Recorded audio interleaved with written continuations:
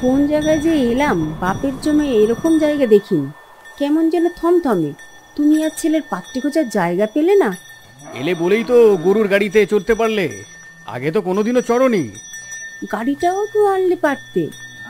ওই একটা গাড়িতে আমরা সবাই ধরতাম। বোকার মতো কথা বলছো। তাছাড়া তোমার ছেলের ইচ্ছে হয়েছে গরুর গাড়িতে চড়ে মেয়ে দেখতে আসবে, তাই তো এলাম। তুমিও যেরকম, তোমার ছেলেও সেরকম।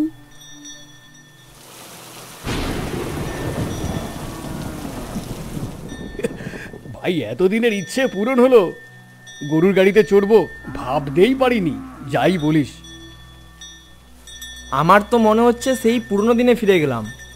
কি নস্টালজিয়া! উফ। রূপ মোবাইলে ছবি তুলতে ব্যস্ত। কি রে রূপ, তুই কি মেয়ে দেখতে এসেছিস না ছবি তুলতে বলতো? দুটোই। এই দৃশ্য কি আর কলকাতায় পাবো? দাঁড়া, আমাদের একটা ভিডিও হওয়া দরকার সবাই মিলে। রূপ তার পাত্রী দেখতে বাবা মা দাদা বন্ধু বান্ধব নিয়ে এক প্রত্যন্ত গ্রামে আসছে। সবে তখন সন্ধ্যা নামছে। দুইটা গরুর গাড়ি করে রূপরা আসছে পাত্রী দেখতে। এ সম্বন্ধ তার বাবার এক বন্ধু করে দিয়েছে। এই প্রথম দেখতে আসছে গ্রামে। পেশায় রূপ ব্যবসা করে, তার বাবারই ব্যবসা। সোনার দোকান আছে গড়িয়াহাটের মতো জায়গায়। এখন রূপ সেই সোনার দোকানে বসে। গরুর গাড়ি চলে এবড়ো খেবড়ো রাস্তায়। রূপ তার বন্ধুদের নিয়ে একটা গরুর গাড়িতে, আর রূপের বাবা মা আরেকটা গরুর গাড়িতে। বাইরে ঝিরঝিরে বৃষ্টি।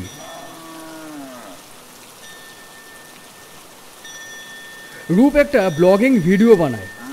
হঠাৎ গ্রামে অন্ধকার নেমে আসে। যে আলোগুলো জ্বলছিল সেইগুলো নিভে যায়। সবাই ঘাবড়ে যায়। আরে ভাই, কি হলো বলতো? সব অন্ধকার হয়ে গেল। আমাদের গ্রামে লেগেই থাকে এইসব, ভাববেন না। আমি ঠিক জায়গায় পৌঁছে দেব আপনাদেরকে। এ কি শহর?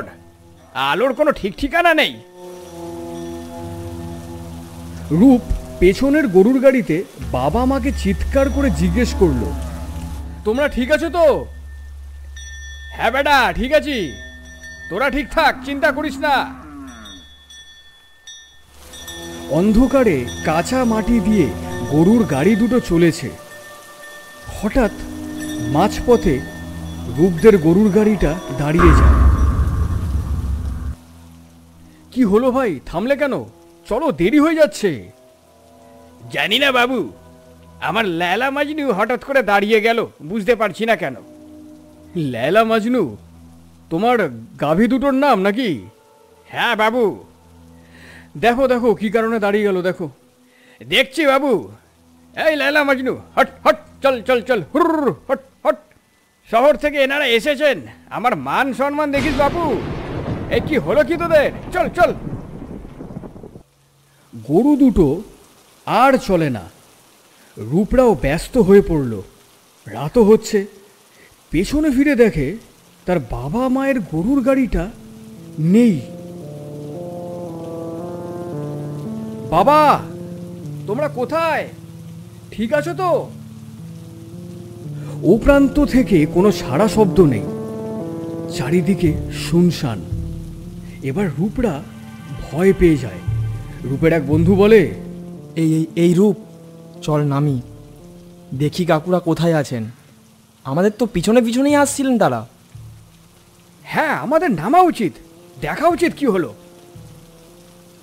এদিকে রূপদের গরুর গাড়ি এক জায়গাতেই দাঁড়িয়ে আছে। গরুর গাড়ির চালক কিছুতেই বাগে আনতে পারছে না গাভী দুটোকে।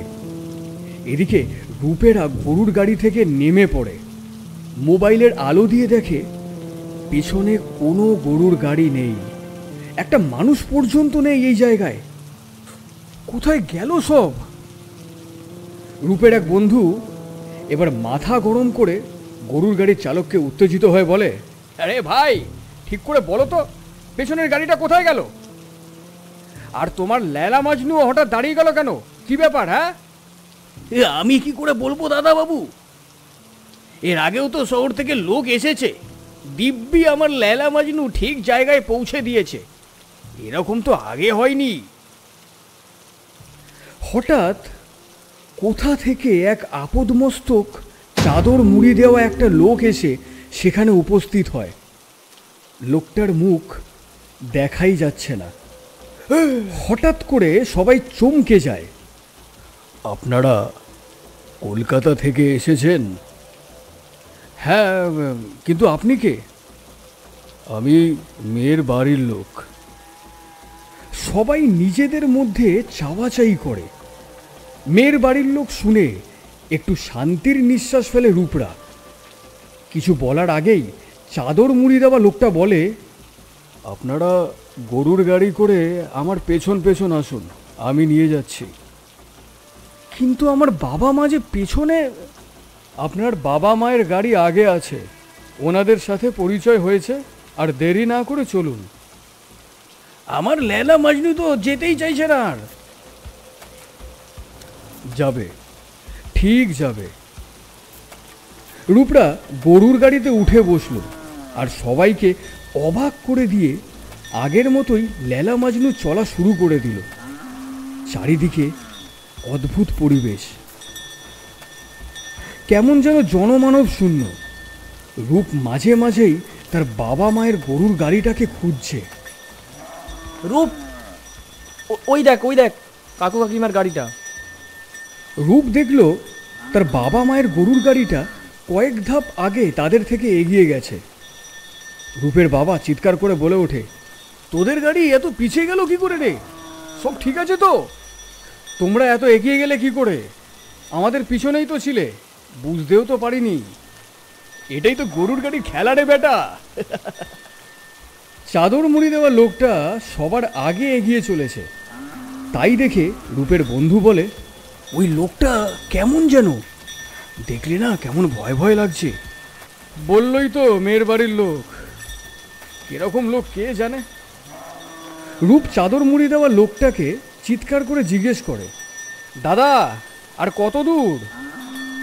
এসে গেছি, আর কিছুক্ষণ। সামনে একটা শ্মশান আছে, সেইটা পেরোতে হবে, তারপর বাড়ি। আবার শ্মশান? এই সময় কেমন যেন বিচ্ছিরি একটা গন্ধ নাকে আসছে সবার। প্রত্যেকে নাকে হাত দেয়।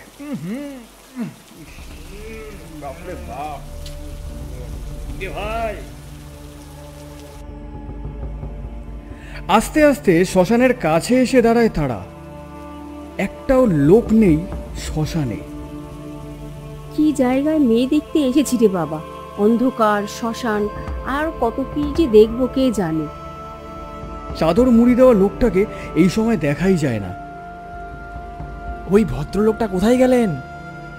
তাই তো, কোথায় গেলেন? পোড়া গন্ধ চারিদিকে মো মো করছে। কোনো রকম শ্মশান কাটিয়ে তারা মেয়ের বাড়ির সামনে এসে পৌঁছায়। মেয়ের বাড়িতে আলো জ্বলছে, পাকা বাড়ি বলা চলে। বাড়ির বাইরে মেয়ের বাবা আর কিছু লোক আত্মীয় নিয়ে দাঁড়িয়ে আছে ছেলের বাড়িকে আমন্ত্রণ জানাতে। গরুর গাড়ি থেকে রূপরা সবাই নামে।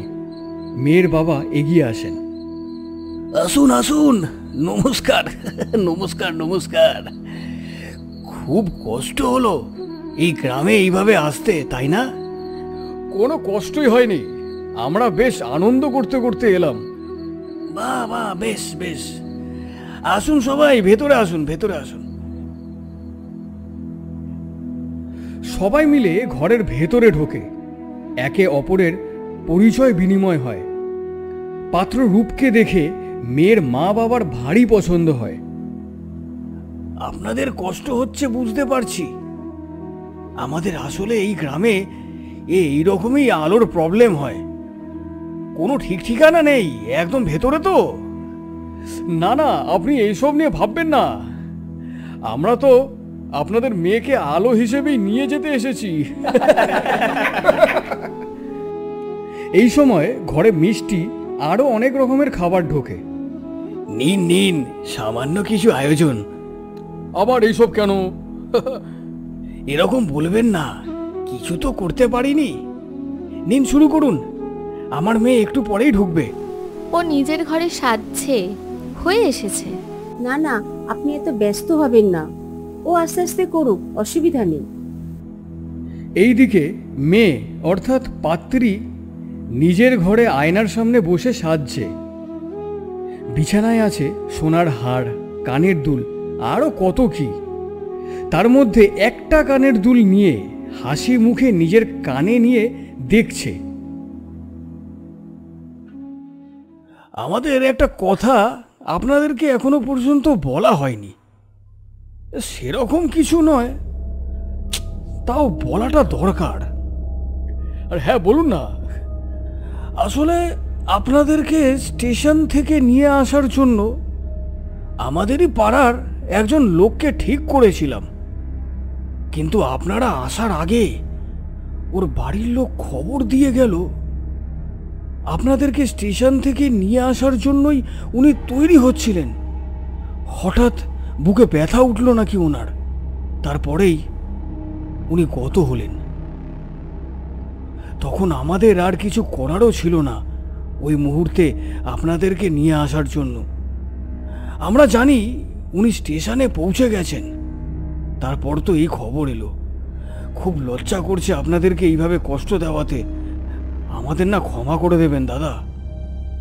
আরে দাঁড়ান দাঁড়ান, আমার কেমন যেন সব গুলিয়ে যাচ্ছে। কেন কেন, কি হলো? উনি মারা গেছেন বলছেন, কিন্তু উনি তো আমাদের পথ চিনিয়ে নিয়ে এলেন, বললেন মেয়ের বাড়ির লোক। কি বলছেন কি আপনি? হ্যাঁ কাকু, সারা শরীরে চাদর মুড়ি দিয়েছিলেন। সেই সময় আলোও ছিল না, তাই ওনাকে ভালো করে দেখতে পাইনি। তবে শ্মশানের কাছে এসে যাওয়ার পর ওনাকে আর খুঁজে পেলাম না, তারপর আমরা চলে আসি। মেয়ের বাবা ঢোক গিলতে থাকে, টেবিল থেকে এক গ্লাস জল ঢকঢক করে খেয়ে নেয়, তারপর বলে, কি বলছেন আপনি? আমি তো আর কাউকে পাঠাইনি।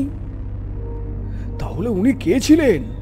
দাদা ছাড়ুন তো, আমাদের গ্রামের কেউ হয়তো গেছিল খবর পেয়ে।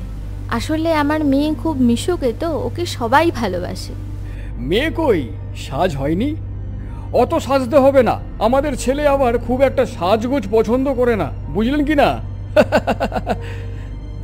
না না দাদা, ওর হয়ে এসেছে। ও নিজে নিজেই সাজে, তো তাই একটু দেরি হচ্ছে। আমি এক্ষুনি দেখছি।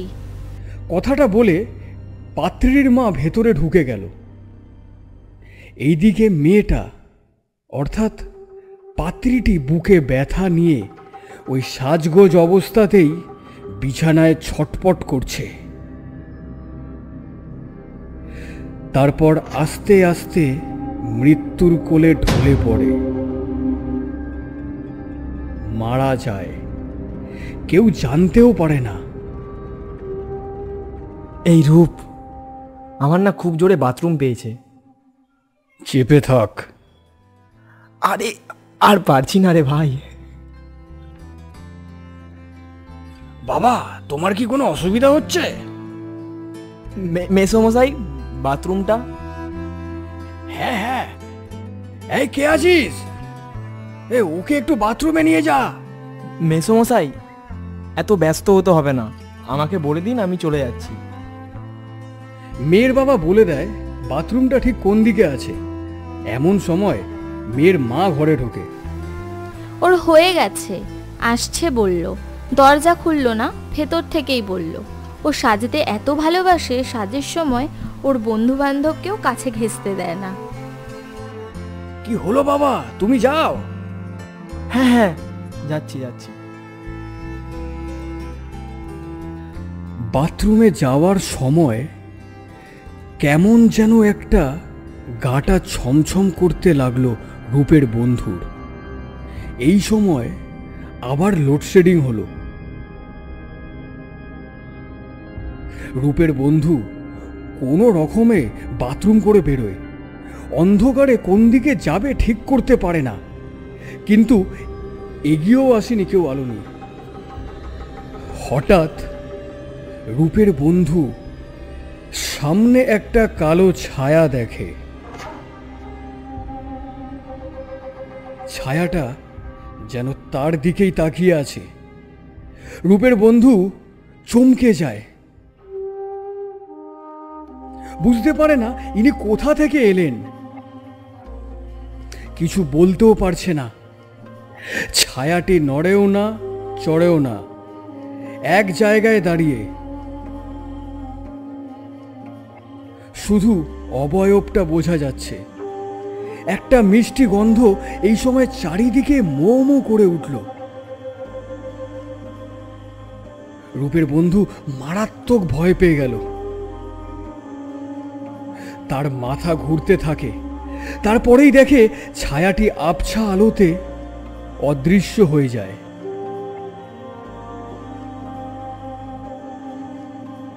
সে আর দাঁড়িয়ে থাকতে পারে না। ঘামতে ঘামতে রূপদের ঘরে ঢুকে পড়ে। রূপকে সাইডে নিয়ে গিয়ে বিষয়টা খুলে বলে।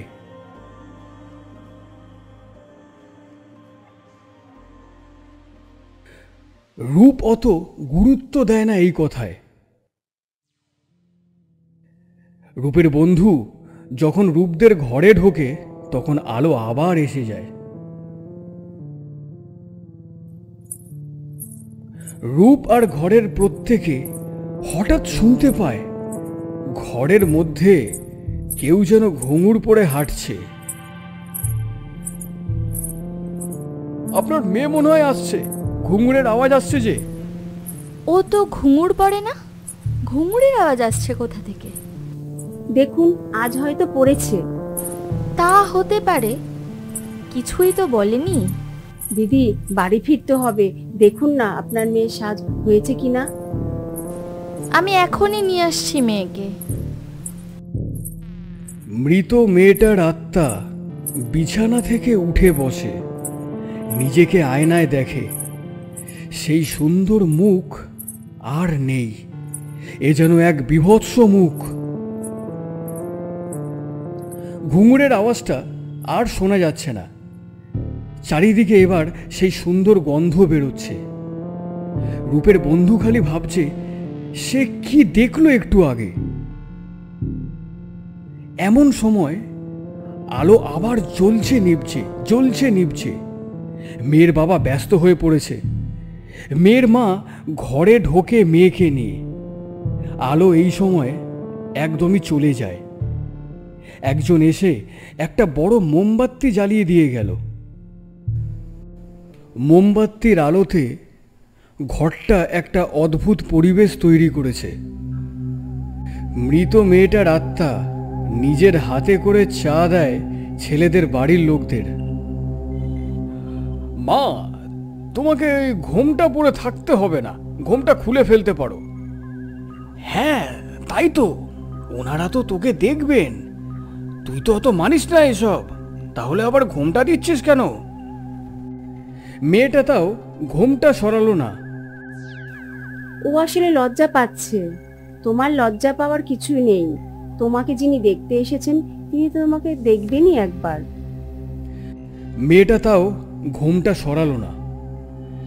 থাক থাক, উনি যদি নিজেকে দেখাতে না চান, না দেখাক, আমার কোনো অসুবিধা নেই। সে তো ধৃতরাষ্ট্র ওনার স্ত্রী গান্ধারীকে সারা জীবনও দেখতে পাননি, তাতে কি হয়েছে? এই কথা শুনে মেয়েটা ঘোমটা উঠিয়ে দেয়। বাহ, বেশ লক্ষ্মী মুক্ত মা তোমার। রূপও দেখে মেয়েকে, মনে মনে পছন্দও করে নেয়। দুজন দুজনকে দেখে এক পলকে। এই সময় একটা ঠান্ডা বাতাস বয়ে যায়। সেই হাওয়া নিয়ে আসে মানুষ পোড়া গন্ধ। সবাই নাকে হাত দেয়।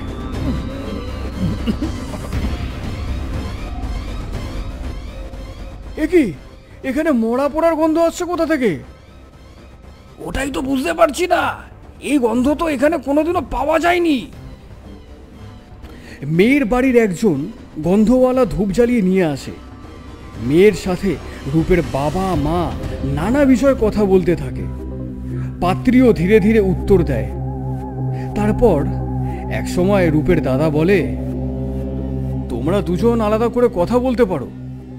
হ্যাঁ হ্যাঁ, চুমকি রূপকে নিয়ে ছাদে যা না, ওখানে সুন্দর হাওয়া দিচ্ছে, ওখানে তোরা নিজেদের মতো করে কথা বল, যা যা যা যা। রূপ আর চুমকি ছাদে যেতে থাকে।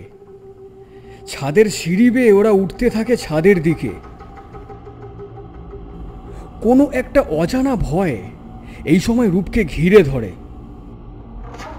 রূপ খেয়াল করে চুমকির সাথে আরেকজনকেও সিঁড়ি দিয়ে উঠতে থাকে।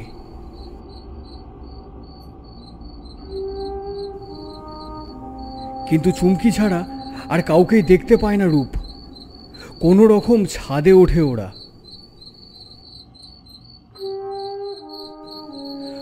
অন্ধকার ছাদ, কেমন যেন ভৌতিক ভৌতিক পরিবেশ। রূপ চুমকির কাছে পারমিশন নিয়ে একটা সিগারেট ধরায়। তারপর দুজন দুজনের সাথে নিজেদের মতো কথা বলতে থাকে। কথা বলতে বলতে হঠাৎ রূপ দেখে দুইটা বাড়ির পর আরেকটা বাড়ির ছাদে চুমকি দাঁড়িয়ে আছে। রূপ চমকে যায়। রূপ পাশে কাউকে দেখতে পায় না। আপনি ওই ছাদে গেলেন কিভাবে? হঠাৎ পাশ থেকে চুমকি একটু মিষ্টি হাসে।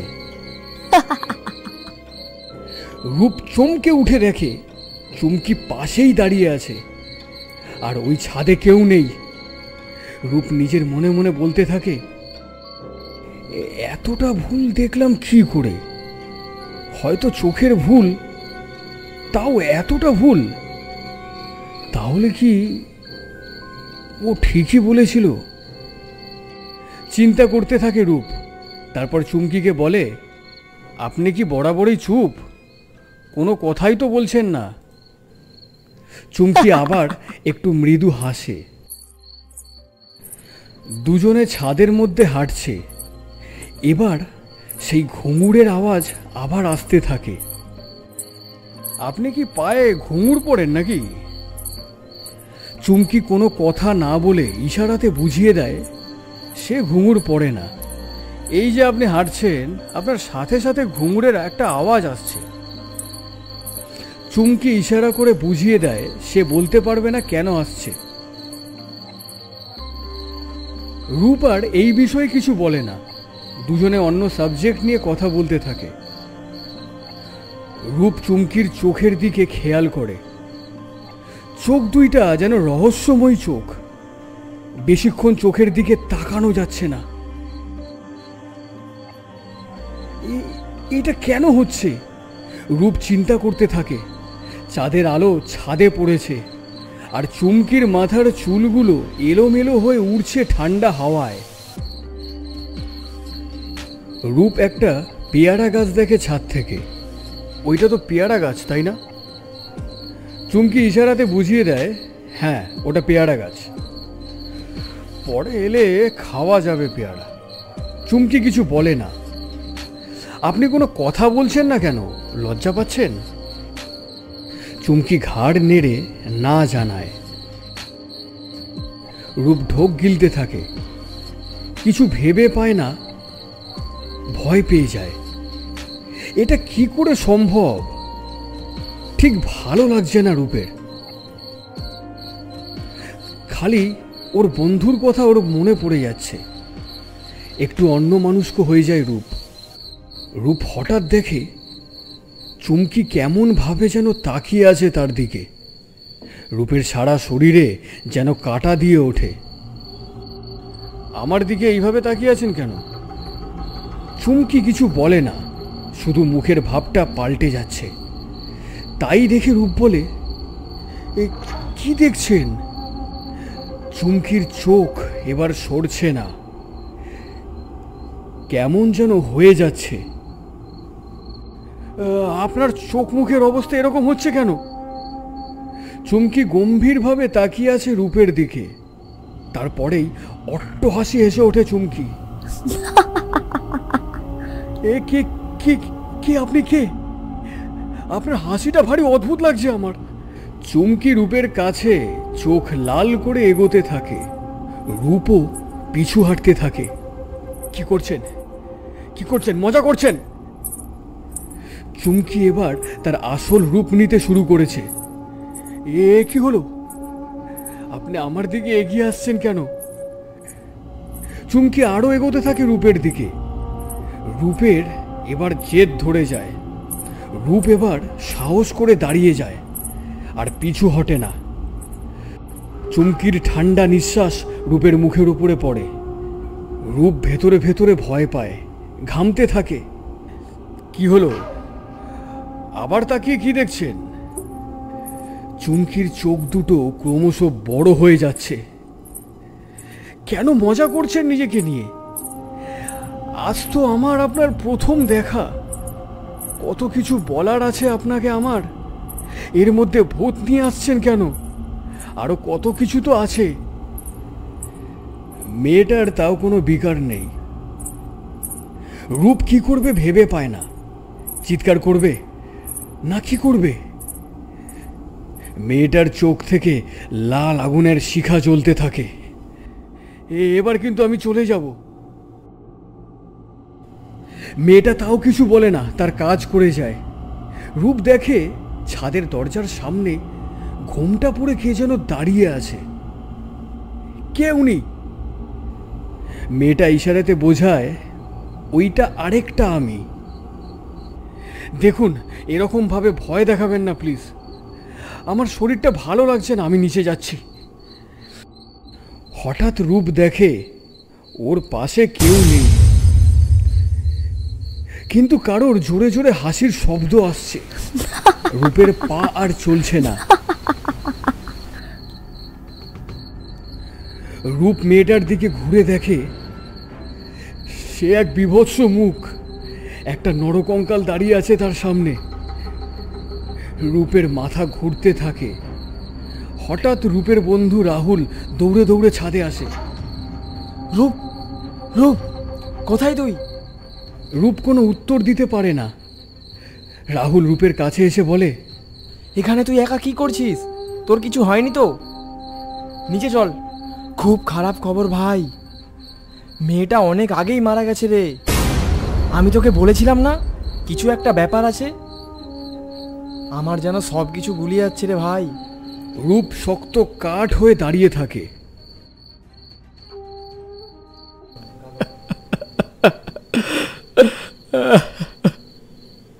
আপনাদেরকে একটা কথা আমরা বলিনি, চেপে গেছিলাম।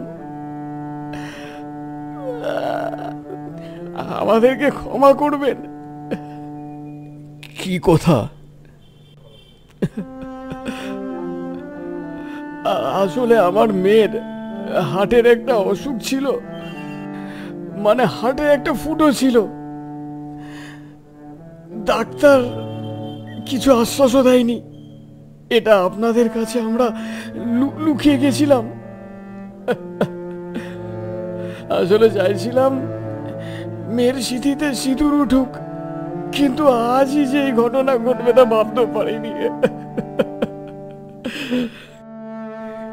এটা আপনাদের বলা উচিত ছিল। আপনার যেমন মেয়ে তেমনি আমারও তো ছেলে, ওরও তো ভবিষ্যৎ আছে নাকি? বিশ্বাস করুন, বড় ভুল হয়ে গেছে, ক্ষমা করুন আমাদের। আমরাই তো আমাদের মেয়েকে হারালাম। সব মেয়ের বাপ মারই ইচ্ছে হয় তাদের মেয়ের বিয়ে হোক, কিন্তু দেখুন আমাদের কি কপাল। কথাটা বলে হাউমাউ করে কেঁদে ফেলল মেয়ের বাবা।